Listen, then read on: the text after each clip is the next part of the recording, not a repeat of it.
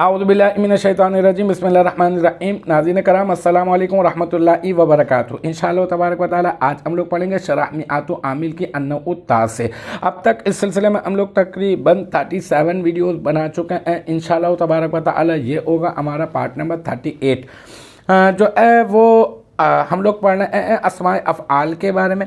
6 حاضر امر حاضر کے معنی میں ہوتے ہیں اور 3 جو ہے وہ ماضی کے معنی میں ہوتے ہیں۔ ماضی کے معنی میں جو ہوتے ہیں ان میں سے پہلا اور دوسرا میں آپ کو بتا چکا، دوسرے کی مثال، اور جس جملے کے ذریعے سے میں مثال دوں گا وہی حسب عادت ایک اور جملہ اس کی تفسیر کے لیے بھی میں لے آؤں گا، پھر جو ہے وہ جملہ تفسیریہ ہو جائے گا، دونوں مثال بن جائیں گے، ٹھیک ہے نا۔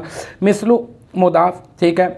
مثلو سرعان زیدن ای سرع زیدن، ٹھیک ہے۔ تو مثلو مضاف اور سرعانہ یہ کیا بن جائے گا؟ یہ بن جائے گا فعل جو ہے اس میں فعل بمعنی فعل ماضی، اور زیدن اس کا فاعل، فعل اپنے فاعل یا پھر اس میں فعل اپنے فاعل نہیں، فعل اپنے فاعل سے مل کر جملہ فعلیہ خبریہ ہو کر یہ بن جائے گا مفسر۔